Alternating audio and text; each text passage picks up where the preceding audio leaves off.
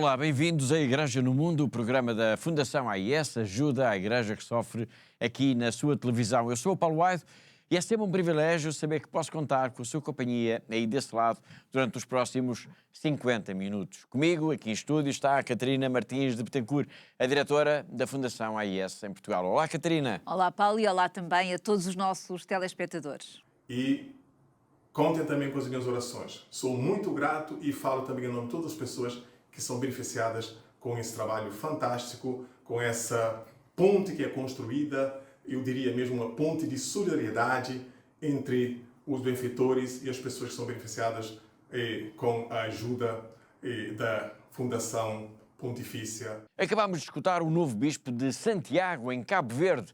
Dom Teodoro Tavares tomou posse este domingo, dia 3, vindo da diocese de Ponta das Pedras, no Brasil, onde, como missionário espiritano, ficou a conhecer bem de perto o trabalho da Fundação AIS. E tem sido de tal forma próxima essa relação que o bispo decidiu enviar para o nosso programa uma mensagem a agradecer a ajuda da AIS. É para nós um orgulho começarmos o programa de hoje com estas palavras tão simpáticas, mas que também nos comprometem ainda mais em favor da Igreja que sofre no mundo e que sofre mesmo muito. Terroristas atacaram na quinta-feira, no dia 30 de abril, a histórica Igreja de São Luís de Monfort, na diocese de Pemba, em Moçambique. Foi um ataque bárbaro. A igreja foi queimada, a missão foi reduzida a escombros. Nem a escola primária escapou. Na próxima semana nós vamos ter um programa especial em que vamos descrever em detalhe o que aconteceu, em que contamos com relatos, estamos a juntá-los, relatos de bispos, de irmãs e de sacerdotes. Isto vai ser na próxima semana. Para já, vamos começar pelo Sri Lanka, porque a Igreja assinalou agora, no dia 21 de abril, os brutais atentados terroristas de domingo de Páscoa, desse ano já distante de 2019. A Igreja recordou os atentados e voltou a pedir que seja feita justiça. Já vamos perceber o que é que significa isso, fazer justiça, mas para já importa recordar o que é que aconteceu nesse domingo de Páscoa.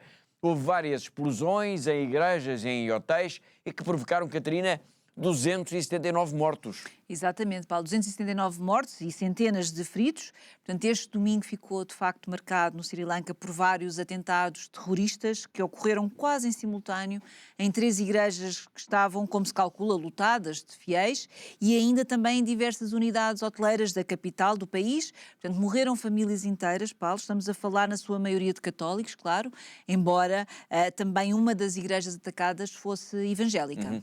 Apesar de o Daesh, o Estado Islâmico, ter assumido a autoria dos ataques, as autoridades do Sri Lanka atribuíram a responsabilidade a uma organização terrorista local. Mas, independentemente disso, desde o primeiro instante que a Igreja defende o apuramento da verdade, tendo pedido, Catarina, uma investigação completa àquilo que aconteceu. Sim, Paulo, mas este processo tem sido complexo, não é? Digamos assim. Portanto, no início deste ano, por exemplo, foi detido um alto quadro militar, o general Suresh Saleh, por alegada ligação, então, à conspiração e à cumplicidade também nestes ataques. Quando refere a cumplicidade e conspiração, está, no fundo, a explicar por que razão é que este é um processo também tão demorado. Sim, Paulo. Por exemplo, há um processo principal que foi movido então contra 25 acusados e que está neste momento a ser analisada por um painel de juízes do Supremo Tribunal de Justiça.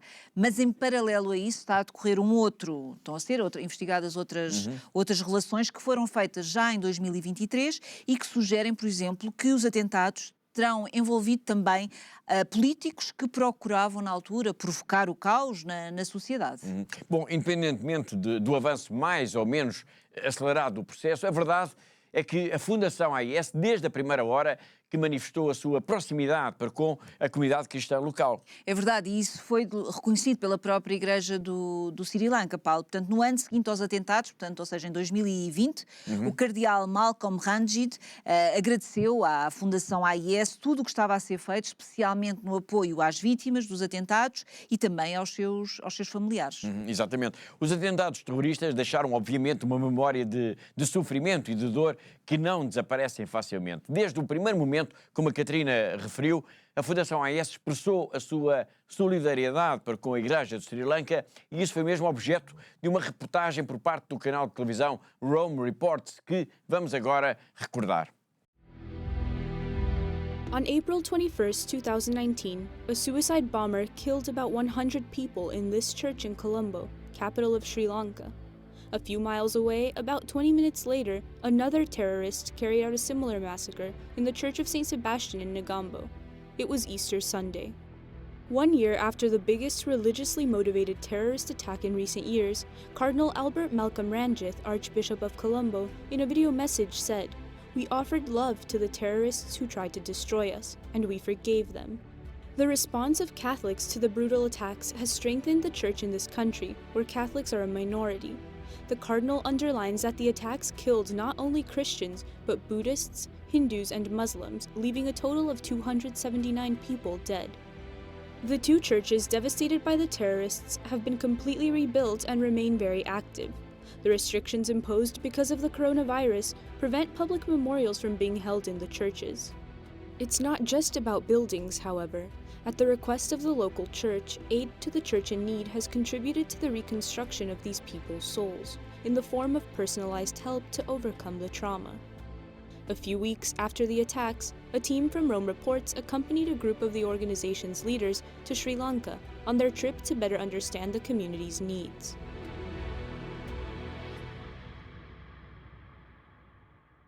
Na passada semana falámos aqui no nosso programa da situação trágica que se está a viver no Sudão, país em guerra, uma guerra que começou a 15 de abril de 2023 e que provocou já a maior crise humanitária em todo o mundo, com mais de 14 milhões de refugiados e deslocados, pessoas que têm fugido, muitos deles, para países da região.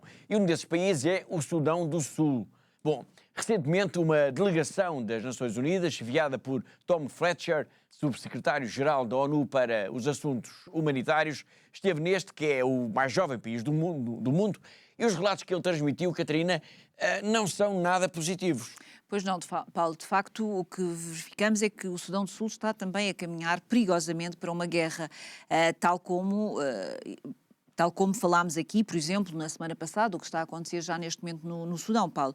Portanto, que há multidões em fuga, há casos de fome, há casos de doenças graves e há, ao mesmo tempo, também muita insegurança entre o povo. Exatamente. Bom, há cerca de 2 semanas, portanto, a 17 de abril, isto numa reunião do Conselho de Segurança da ONU, Tom Fletcher fez então uma exposição sobre esta recente viagem ao Sudão do Sul. Madam President, visiting South Sudan a few weeks ago, I was told again and again of a feeling of despair and abandonment. And with good reason. The world's youngest nation stands at a dangerous crossroads. Conflict up, displacement up, hunger up, disease up, attacks on aid workers up, funding down. 2 out of every 3 people need humanitarian support this year, yet the hyper-prioritized $1.46 billion plan is only 22% funded. Madam President, the scale of this despair is most acutely felt in places like Jonglei State in the northeast. I visited Akuba Hospital. In late February, it was serving more than 100,000 people, including 18-month-old Kul, found with gunshot wounds in both limbs, receiving daily physiotherapy to recover. The ICRC surgeon, Médecins Sans Frontières, and South Sudanese doctors there told me they operate on countless gunshot wounds. They often have to amputate because patients walk such long distances to get treatment, and the wounds, of course, get infected. A few weeks later, I'm afraid, that hospital has been stripped bare. Medicines, equipment, beds, a lifeline for this entire community, all gone. Madam President, to prevent South Sudan from sliding toward full-scale famine and collapse, I call on this council to take 3 decisive and immediate actions. First, press for rapid, unhindered humanitarian access, including the immediate removal of red tape, checkpoints, high fees, and the guarantee of predictable, sustained air access. Second, swiftly step up flexible funding, especially through this lean season. And third, use your influence on the parties to demand full respect for international humanitarian law and the protection of civilians and infrastructure. Support renewed political efforts to strengthen adherence to ceasefire agreements and move towards implementation of this revitalized peace agreement. Humanitarian action can save lives, but, as I underlined, the President and his team, only peace can end this crisis.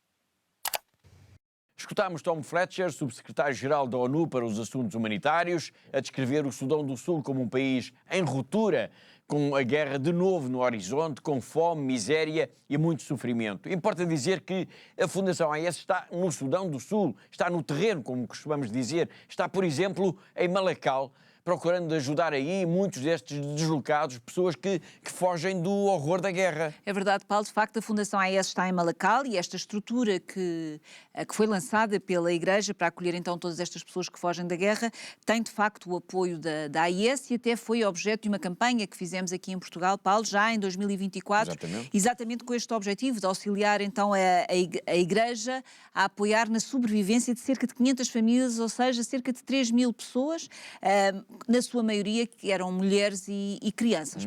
Entretanto, passaram já cerca de 2 anos e essa estrutura da Igreja continua ativa, continua a acolher pessoas e continua, por isso também, Catarina, a precisar de apoio. Sim, claro que sim, Paulo, é um facto, de facto, e aproveito para deixar aqui um desafio, mais um desafio a quem nos está a ver lá em casa, porque esta nossa ajuda, de facto, continua a ser fundamental para a sobrevivência destas cerca de 500 famílias que estão neste campo. Portanto, são pessoas que dependem totalmente do apoio da Igreja, portanto, são pessoas que estão, e quero sublinhar isto também aqui para os nossos telespectadores, Paulo, que estão na mais absoluta miséria. Bom, Dom Stefan Ameio, que é o arcebispo de Juba, no Sudão do Sul, foi entrevistado no Vaticano no final de 2024, aqui para o nosso programa. As suas palavras, que vamos recuperar agora, ajudam a perceber a urgência deste apoio da AES à Igreja de Malakal, de que a Catarina esteve mesmo agora a referir. Unfortunately, the two countries are still emerging from war, and another one has a hot war ongoing. And many of our Christians brothers and many of the Muslims brothers also have been scattered, especially from Sudan. Our many churches have been bombed, and all the churches in Khartoum have been damaged. All the parishes, all the offices have been all destroyed. And so I would like people to understand that this opportunity for telling you the real thing that is happening in Sudan and South Sudan. Certainly, South Sudan has now become a safe haven for Sudanese who are running from the north to South Sudan. And so they have taken refuge. Even some of the South Sudanese who were remaining in the north have come back to South Sudan in order to take refuge. And so they are sharing life together with their brothers in South Sudan. We do not differentiate now whether this is from the north or from the south. So we let people enter. The government of South Sudan also cooperated from the very beginning. It says that all the people should be accepted to South Sudan. Open the borders. And so now we have big, huge numbers of people entering in. Some are at the border, some have already entered Juba, where they are put in the camps, and the needs are so enormous that we need really to appeal to the international bodies that let them come to help these people who are really displaced. They don't have food, they don't have water, they don't have tents, and the basic things. They left everything behind. They ran only for their own lives. And so there is enormous needs in South Sudan now, presently. A situação no Sudão do Sul está altamente instável, os rumores de guerra são cada vez mais insistentes e ali ao lado, como dissemos há pouco, o Sudão está também em guerra. Mas há muitas outras guerras e conflitos. O mundo, aliás, continua em suspenso sobre a situação no Irão. O Líbano vive também tempos dramáticos e, claro, há a Ucrânia. E falo agora da Ucrânia para lançar o número da semana. E o número é 3.452. E porquê? Porque, segundo dados das Nações Unidas, há pelo menos 3.452 crianças que foram mortas ou que estão feridas na Ucrânia Catarina, desde que a guerra começou. Exatamente, Paulo. Portanto, desde fevereiro de 2022, quando a Rússia invadiu então a Ucrânia, que há pelo menos 3.452 crianças mortas ou feridas. Portanto, estes são dados da ONU, mas é provável que estes números sejam maiores, não é? Exatamente. Bom, esta estatística, de qualquer forma, brutal sobre a morte de tantas crianças, faz-nos acordar para a dura realidade da guerra na Ucrânia, que continua todos os dias a fazer vítimas, apesar de, ultimamente, esta guerra já quase não ser noticiada. E isto leva-nos também a recordar agora o Papa Francisco, que na audiência geral das quartas-feiras, no dia 20 de novembro de 2024, leu a carta que um jovem lhe enviou, a contar como era difícil viver-se num país em guerra. Na altura, a Ucrânia assinalava 1000 dias de conflito. Foi, portanto, em novembro de 2024. Já passaram, entretanto, cerca de 17 meses, ou seja, mais ou menos 500 dias, e a guerra continua. E as pessoas continuam a morrer na Ucrânia.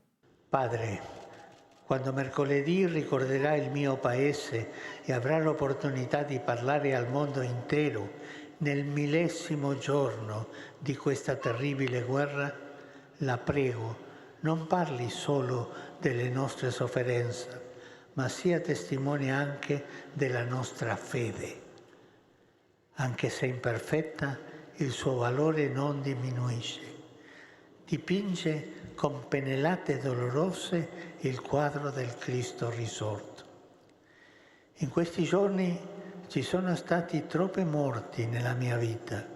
Vivere in una città dove un missile uccide e ferisce a decine di civili, essere testimone di tante lacrime è difficile.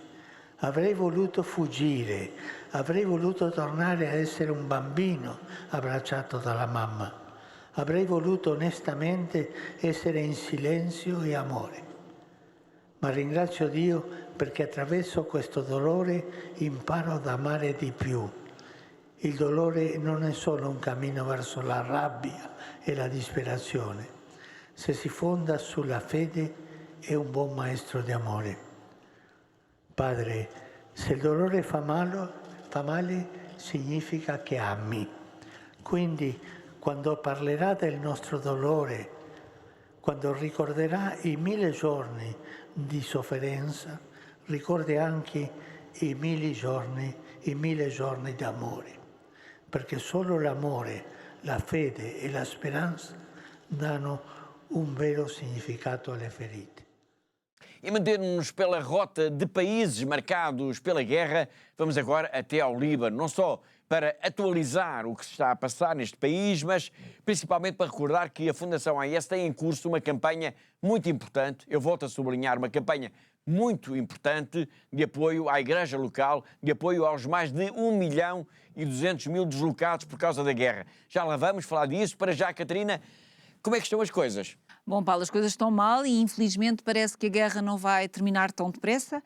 Na verdade, como sabemos, foi acordado um cessar-fogo entre Israel e o Hezbollah, mas na prática tem-se continuado a assistir a ataques, a bombardeamentos, por vezes com drones, e isso, como é óbvio, está a provocar uma grande tensão, um grande stress nas populações, em especial, como temos alertado aqui no nosso programa, Paulo, aqueles que vivem atualmente nas ruas ou que vivem em abrigos provisórios e que são, como o Paulo acabou também de referir, que neste momento já são cerca de 1.200.000 pessoas. Exatamente. E quanto a mortos e feridos, que dados é que nós temos? Bom, Paulo, como se calcula, estes números estão sempre a ser atualizados, não é? Infelizmente. Mas podemos dizer, isto de acordo com o Ministério libanês, Paulo, os últimos números apontam para mais de 2.500 mortos e cerca de 7.800 feridos.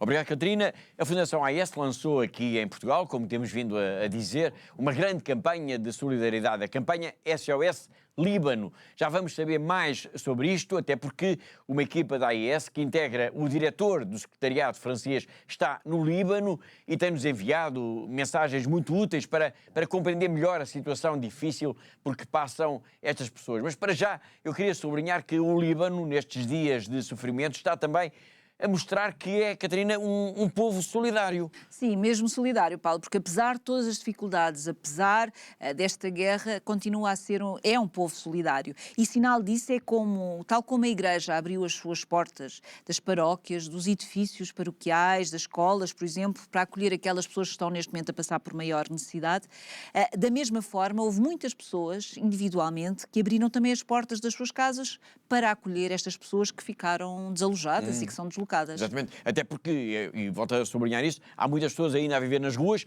ou em condições muito precárias. Exatamente, Paulo, mas é preciso explicar que estas famílias que abriram as portas das suas casas para acolher estas famílias estão também numa situação muito difícil, não é? Nós sabemos que há muita pobreza atualmente no Líbano, há pessoas que neste momento mal conseguem colocar pão em cima da mesa diariamente e que muitos abriram as suas casas para acolher então aqueles que foram desalojados, que foram forçados a fugir e que vivem também com muitas dificuldades. E isso tem que ser sublinhado, de facto, esta generosidade, este exemplo de uma compaixão que é até impressionante, Paulo, não é? Obrigado, Catarina. Há pouco eu disse que uma equipa da Fundação AIS, que integra Benoît de Blampre, que é o diretor do secretariado francês da ajuda à Igreja que sofre, está no Líbano. Ele visitou precisamente uma destas famílias que abriu as portas da sua casa para acolher pessoas em necessidade. Vamos agora escutar a sua mensagem. The house we just visited belongs to a Christian family. A Christian family lives in this house, and they welcome 4 refugees families, IDPs, meaning 20 to 25 people, just for free, for pure charity. And those IDPs families left their village because of the war, because of destruction, and so they welcome them, providing food and beds and hygiene, and so aid to the church in need, support these Christian families that open their heart and open their house to welcome IDPs and refugees family. So thank you very much for your help for these families. Really, they are a little light of hope in this situation of war, and thanks to them, IDPs can have a bed and food to survive. Thank you very much.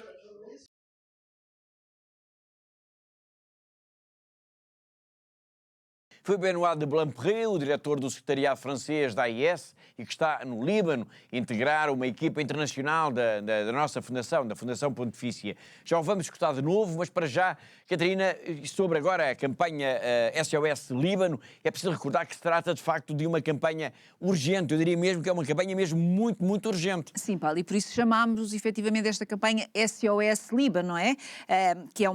Em que a Igreja de facto do Líbano nos pede ajuda para coisas essenciais, como por exemplo a compra de comida, de medicamentos e de roupa, que depois vão ser então distribuídos por estas famílias, em especial aquelas que ainda vivem nas ruas ou que estão ainda abrigadas, quer nas casas particulares, como falámos há pouco, ou até nos edifícios das igrejas. Exatamente. Não é? E em termos práticos, portanto, a ideia em termos práticos é apoiar a Igreja do Líbano para que cada uma destas famílias que está deslocada consiga receber pelo menos um cabaz de ajuda de emergência. Exatamente, Paulo, é isso mesmo. Portanto, é um cabaz de bens essenciais para um mês, para uma família. Portanto, e neste momento este cabaz custa 80 euros à Igreja do Líbano.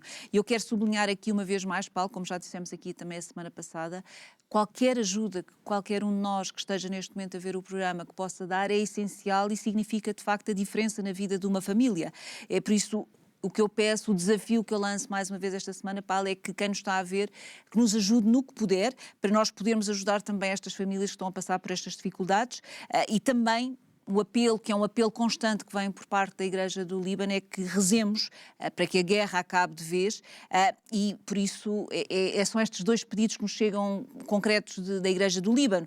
Aproveito também para deixar já aqui o meu bem-aja a todos aqueles que têm esta possibilidade de dar este gesto de proximidade para com os cristãos do Líbano. Muito bem. E a questão é sempre a mesma. Como é que os nossos telespectadores podem ajudar, então, a Fundação AIS nesta campanha tão especial e tão urgente? Bom, é muito fácil, Paulo. Basta entrar em contacto connosco, visitando a nossa página de internet. Estão lá todos os projetos, tudo o que nós estamos a fazer neste momento no Líbano, com informações sempre atualizadas. Portanto, em fundação-ais.pt. Podem também ligar ligar-nos para o nosso telefone, para o 217544000, ou então, da forma mais fácil, mais rápida, para apoiar, é através do MBWay. E o MBWay da Fundação AIS é o 918-125574. Eu repito, 918-125574. Muito bem, obrigado, Catarina. Uma vez mais, fica aqui o desafio. A Igreja do Líbano enfrenta uma crise humanitária gigantesca e pede ajuda, pede a nossa solidariedade. Benoit de Blampry, o diretor do secretariado francês da AIS, está no Líbano, está na diocese de Saïda, no sul de Beirute, e é de lá que nos vai agora falar destes cabazes de ajuda de emergência, uma ajuda de emergência que depende agora de nós. Me voici dans le diocèse de Saïda, au sud de Beyrouth, et ici la paroisse organise la distribution de kits d'urgence, d'hygiène et alimentaire pour les familles pauvres de la paroisse et aussi les familles déplacées qui ont dû quitter leur village. Dans chaque kit, il y a de l'eau, de l'huile, du riz, de la sauce tomate, mais aussi des kits d'hygiène, des shampoings, des savons. Et alors pour une famille, pour un mois, je vous montre un kit ici, pour une famille pour un mois, et chaque kit coûte 70 €. Avec 70 €, vous permettez à une famille pauvre, une famille déplacée, de survivre autant qu'elle peut en ce temps de crise, en ce temps de guerre et en ce temps d'incertitude. Alors merci de tout cœur pour l'aide que vous avez apportée, et le prêtre de la paroisse nous a dit qu'il avait besoin encore de beaucoup d'aide parce qu'on ne sait pas combien de temps la guerre va durer. Alors avec 70 €, vous aidez une famille libanaise ici dans le diocèse de Saïda à survivre. Merci pour vos prières, merci pour vos dons.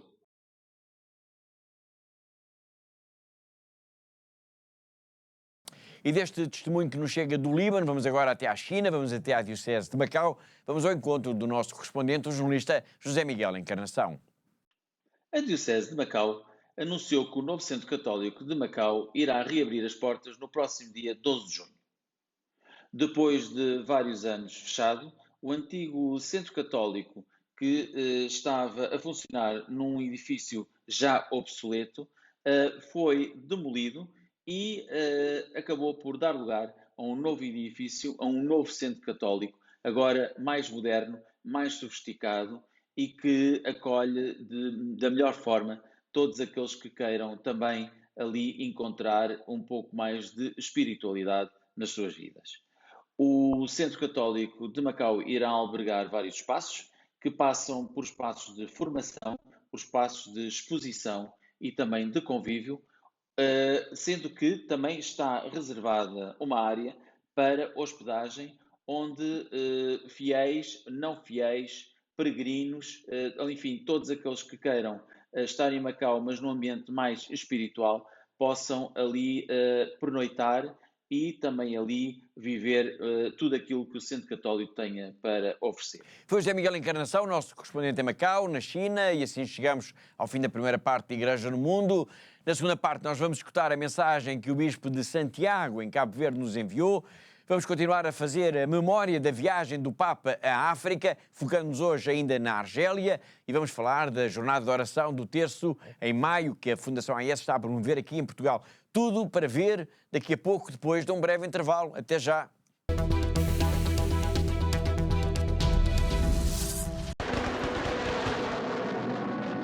Прилетали снаряды туда каждое утро, каждый день, ночь. У нас постоянно были обстрелы. Словами это не передать, как мы жили 22 дня в подвале.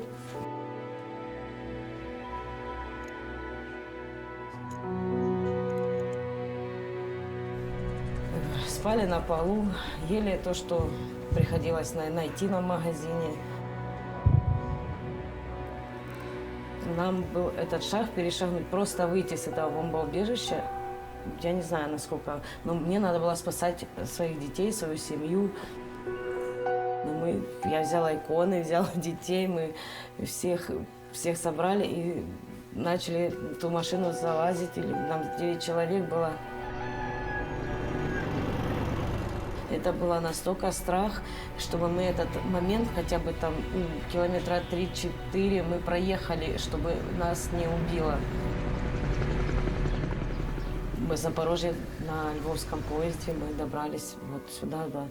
Волонтеры нас встретили, привезли в дом паломников. Это, Очень спасибо большое директорам и вообще этой церкви, что нас приютили, нас здесь кормят, нам здесь спокойно, мы не слышим этих взрывов. Вся наша семья уцелела, слава Богу. Самое главное, это вот мы все живы.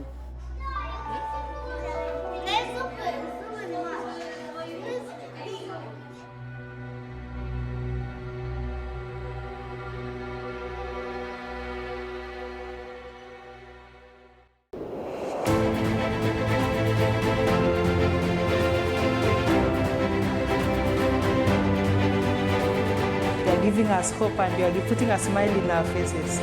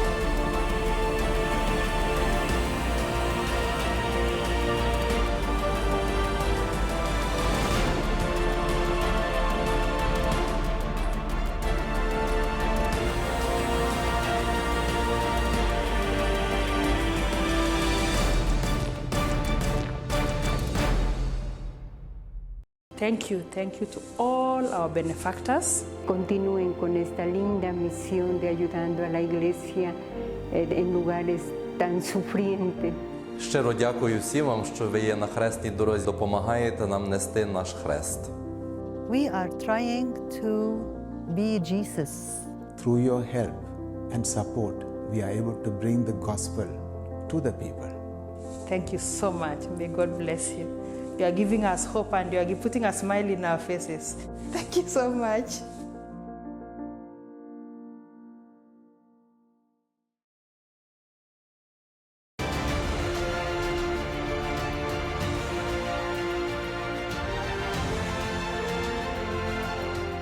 Nous leur disons merci pour ce qu'ils font déjà et nous pensons qu'ils vont continuer à nous soutenir, à soutenir nos séminaires pour la plus grande gloire de Dieu.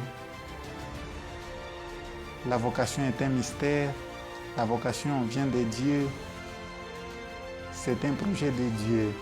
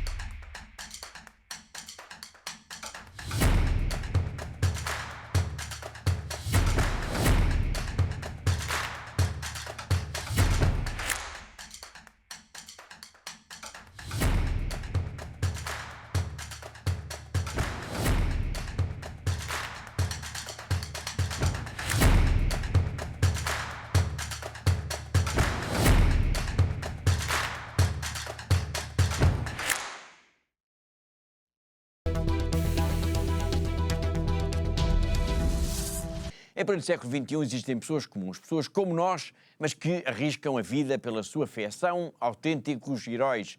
Todos os dias, homens, mulheres e até crianças enfrentam violência, o próprio medo, para se manterem fiéis àquilo que é mais importante. Eles merecem o nosso maior respeito. A Fundação AIS existe para eles, para todos eles, para cada um deles. Está a tornar-se cada vez mais difícil para os cristãos de todo o mundo praticar e viver a fé.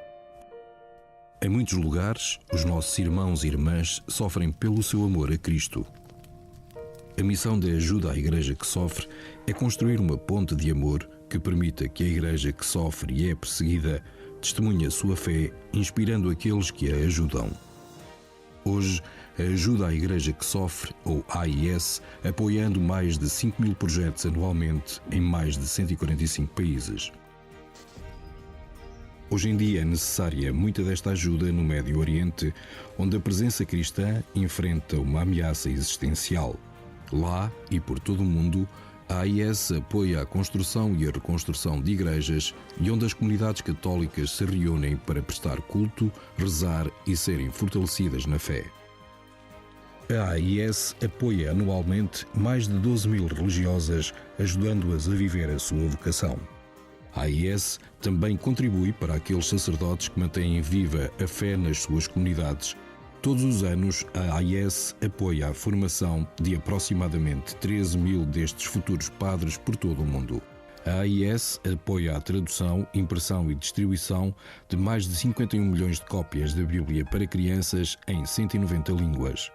A AIS recebe pedidos de ajuda não só para livros, mas também para estações católicas de rádio e de televisão.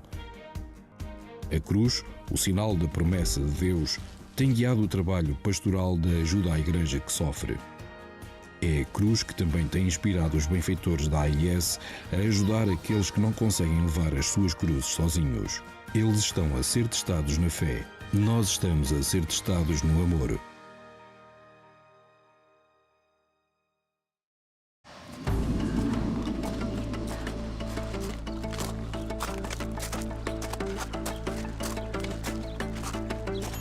ب 7 نيسان 2014 انقتل ابونا فرانس على ايد الجهاديين قبل ما يطلعوا من حمص بكم يوم. كان هو الراعي الحقيقي اللي ما تخلى عن رعيته.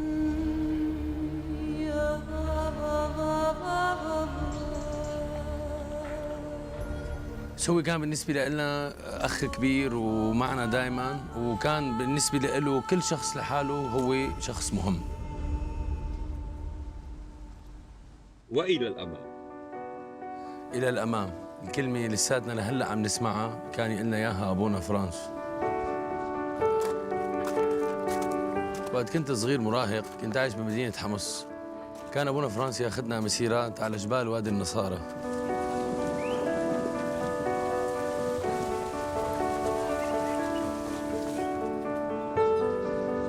علمني أبونا فرانس افرح بإيماني، وكان دائما يحمسنا لنكمل طريقنا لنعمل حياة أفضل لإلنا وللي حوالينا.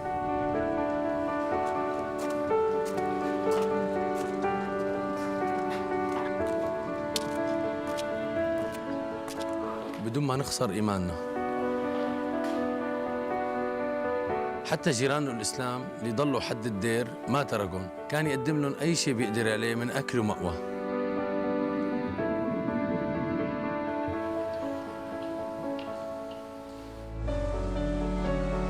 لما بلشت الأزمة بال 2011 اجتني فرصة لسافر برات سوريا، وكنت رح سافر، بس أبونا فرانس ألهمني وضليت وصرت متطوع بخدمة إخواتي السوريين.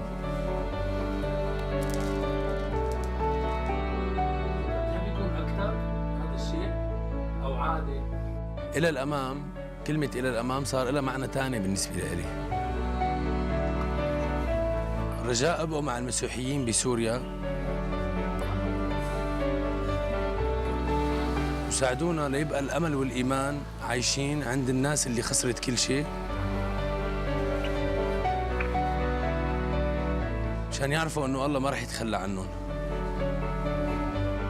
مثل ما عمل أبونا فرانس.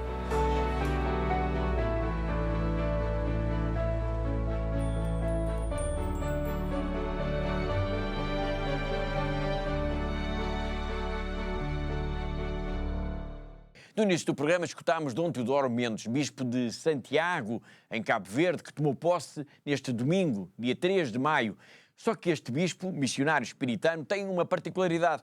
Ao longo dos últimos anos, ele tem vivido no Brasil e tem conhecido por lá diretamente o que é a solidariedade da Fundação AIS e decidiu enviar, por causa disso, para o nosso programa uma mensagem a agradecer toda essa ajuda. Podemos dizer, Catarina, que é um testemunho fantástico. Sem dúvida, Paulo. De facto, Dom Teodoro, que era o bispo de Ponta das Pedras, no Brasil, enviou-nos então uma mensagem que nos deixa muito felizes, mas ao mesmo tempo, Paulo, como que nos obriga, por assim dizer, a redobrarmos este esforço, este nosso trabalho diário de trabalharmos em favor da ajuda da Igreja que sofre no mundo, não é?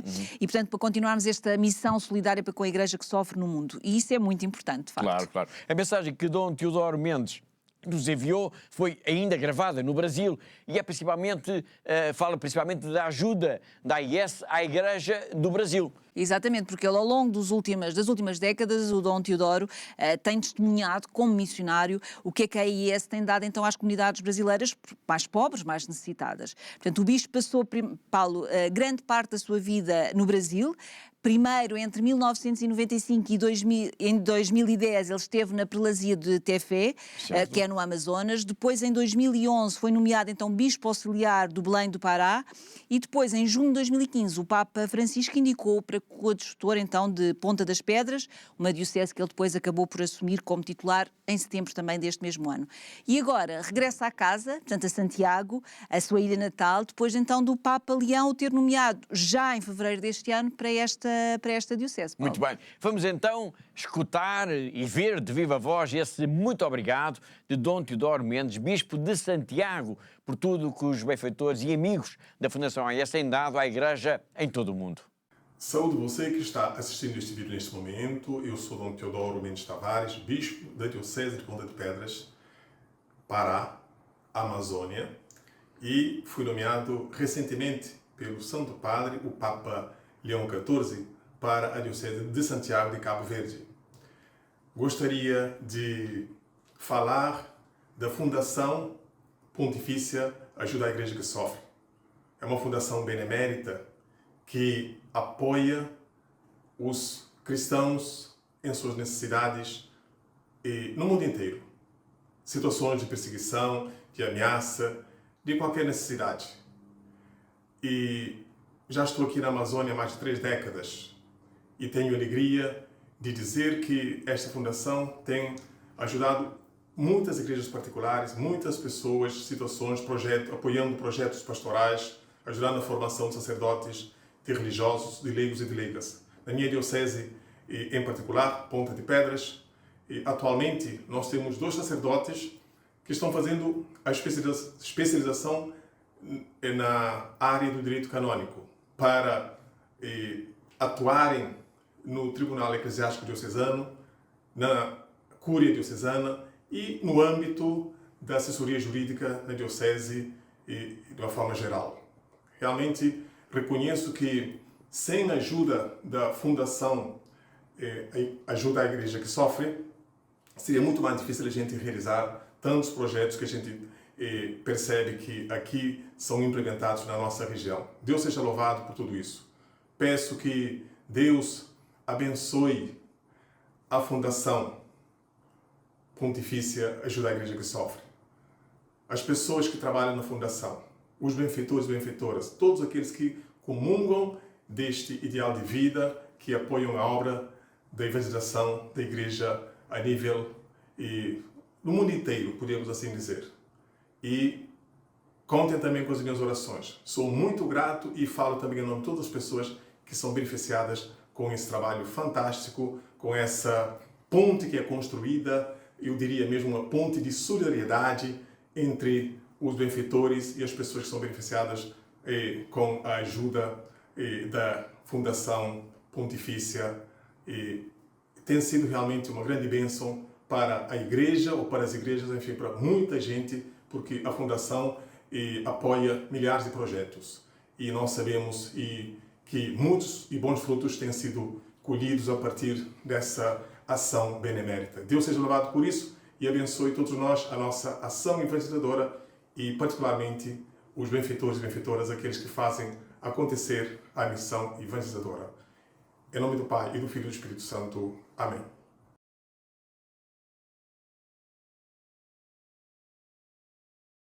E chegamos ao último tema de hoje, a viagem do Papa à África. Nós vamos falar, obviamente, em detalhe de cada um dos países visitados pelo Santo Padre, a Argélia, Camarões, Angola e Guiné Equatorial. Na semana passada falámos da Argélia e proponho que hoje continuemos focados ainda neste país, porque temos alguns testemunhos que no fundo, gostaríamos de partilhar com os nossos telespectadores. E um desses testemunhos é do Padre Christophe, um jesuíta, que nos conta um pouco do que faz na Argélia e do que sentiu por ter estado tão perto do Papa. Sim, Paulo, ele conta-nos que há 2 sacerdotes jesuítas na sua comunidade, ele e outro padre, que se ocupam essencialmente de um pequeno centro educativo e também de uma biblioteca. E o padre Christophe diz-nos que a visita do Papa, claro que foi muito importante, não só para aquela pequena comunidade católica que está na Argélia, mas principalmente pelo que ele representa ou poderá vir a representar para o futuro, Paulo. Muito bem. Muito bem, vamos então escutar o padre Christophe, um jesuíta, na Argélia, e o que ele nos contou pouco depois da visita do Papa a este país. Bonjour, c'est le Père Christophe. Nous sommes ici à Constantine, à côté du monument aux morts de la guerre 14-18. Je fais partie de la communauté jésuite, nous sommes 2. Nous nous occupons principalement d'un petit centre éducatif, le centre Nivras, Merkez Nivras, et puis de la bibliothèque d'Ilou, d'Inoualourette, donc religion et langue. Et puis hier, nous étions à Annaba pour la visite du pape. C'était un très grand moment, je pense, pour tous les Algériens, les étudiants et même nous qui étions là, parce que c'est un peu unique, en tout cas dans la vie de ce pays. Et puis de voir tout le service que l'État avait mis à notre disposition. Bon, bien sûr, la sécurité était un peu à son maximum, mais vraiment la joie des gens après la messe, les échanges entre nous, voilà, toute cette ambiance faisait vraiment chaud au cœur et je pense que ça nous a vraiment dynamisé. Maintenant, on va pouvoir peut-être relire ensemble, en communauté, tout ce qu'il a pu nous dire, tout ce qu'il a laissé comme écrit, et ça va être une autre étape de laisser descendre un peu la joie de l'émotion et de continuer à marcher avec lui. Et le fait, comme dit notre évêque, c'est sympa de se dire que le successeur de Pierre est venu jusqu'à nous. On n'a pas rencontré Jésus, mais on a rencontré le successeur de Pierre, donc un peu Pierre, et c'est important dans la vie d'une église. Tal como o padre Christophe, também Dom Michel Guillot, bispo de Constantina e Hipona, partilha connosco a emoção da visita do Santo Padre à Argélia. Foi uma visita marcada pela alegria, pela união entre comunidades cristãs e muçulmanas e também pelo simbolismo da memória de Santo Agostinho. Donc je suis Michel Guillot, l'évêque de Constantine et Hippone. Constantine parce que c'est la capitale de l'Est algérien, Hippone parce que c'est bien sûr la ville de Saint-Augustin, plus connue dans le monde encore que Constantine, même si Constantine mérite de l'être par son ancienneté et sa beauté. Et c'est bien sûr une joie très grande, pas seulement pour les catholiques, mais je crois pour tous les chrétiens, mais aussi surtout pour tous les Algériens, qui ont été d'abord honorés de sa visite, indépendamment même de ce qu'il a pu dire, qu'ils viennent en Algérie et qu'ils viennent sur les traces de Saint-Augustin à Annaba, vraiment a été une très grande joie pour tous. Les journaux s'en font l'écho, mais surtout les personnes qu'on croise dans la rue, tout le temps où les gens attendaient, préparaient, espéraient sa visite, et puis ces jours-ci, bien sûr, à part les petits désagréments de circulation bloqués dans la ville d'Annaba ce jour-là, bien sûr, mais autrement, même la pluie a été vue comme une bénédiction. Ça s'est terminé d'ailleurs par un beau rayon de soleil, une fois qu'on était trempés. Mais très belle journée, avec une assemblée qui était composée comme souvent nos assemblées, c'est-à-dire une certaine proportion de catholiques, mais aussi ceux qui fréquentent nos églises, comme il n'y a pas entre guillemets le choix dans beaucoup de villes. Si c'est un temple protestant qui est là, c'est là qu'on va. Si c'est une église catholique, c'est là que les chrétiens se rassemblent. Donc nos communautés sont en fait à l'intérieur d'elles-mêmes très œcuméniques. Et puis, nous avons toujours des amis algériens, musulmans, quelques chrétiens aussi, mais des amis musulmans qui se considèrent pas de l'Église, mais proches et très heureux de partager les temps que nous vivons. Donc il y avait de toutes ces personnes-là qui étaient hier à Annaba, un beau moment.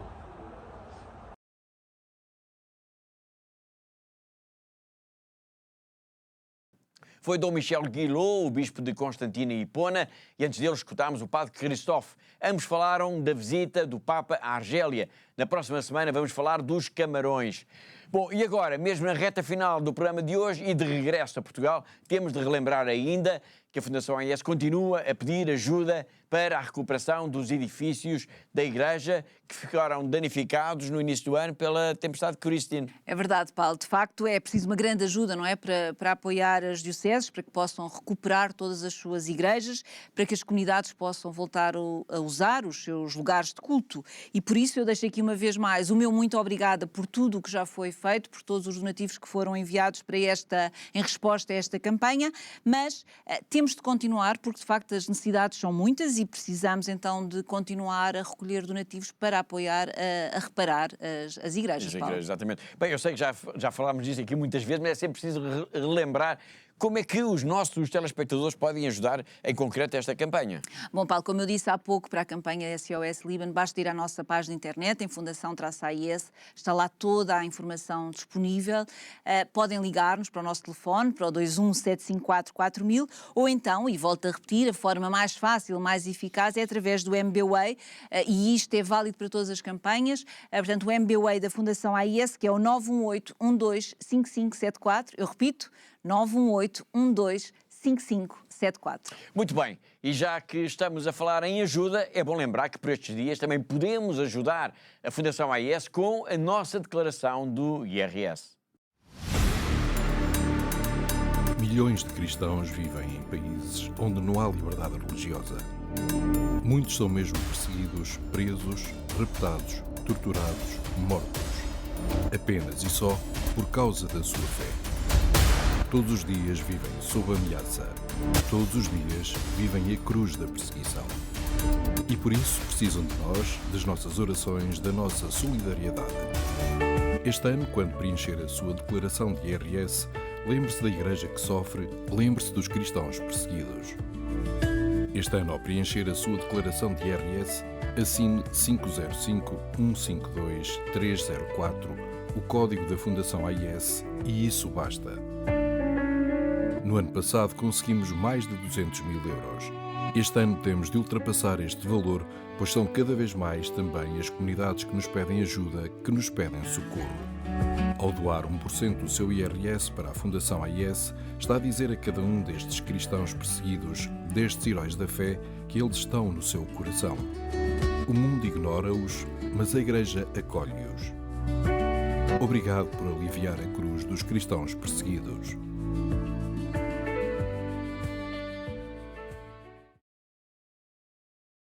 E assim, lembrando que com uma simples cruz na nossa declaração de IRS podemos ajudar os cristãos a suportar a cruz da perseguição religiosa, chegamos praticamente ao fim do programa de hoje. Uma nota apenas para dizer que a Fundação AIS esteve nos Açores para a apresentação do relatório sobre a liberdade religiosa no mundo, sessão que correu muito bem e de que iremos dar destaque aqui no nosso programa na próxima semana. E sobre a apresentação do relatório, avanço já que vamos estar agora no próximo dia 9 em Nisa, no dia 10 em Proença Nova e depois mais tarde no dia 16 de maio em Beja, no seminário. A sessão de Beja vai começar às 15 horas e teremos connosco o Bispo Dom Fernando. E deixo também aqui um lembrete de que durante todo este mês de maio, a Fundação AIS propõe, Catarina, que seja um tempo de oração ininterrupto do terço. É verdade, Paulo, e como eu tenho dito aqui várias vezes, portanto, o mês de maio é para a Fundação AIS um mês de oração, do terço pela paz, e a ideia é ter sempre alguém a rezar o terço a todas as horas do dia, todos os dias da semana, durante todo o mês de maio,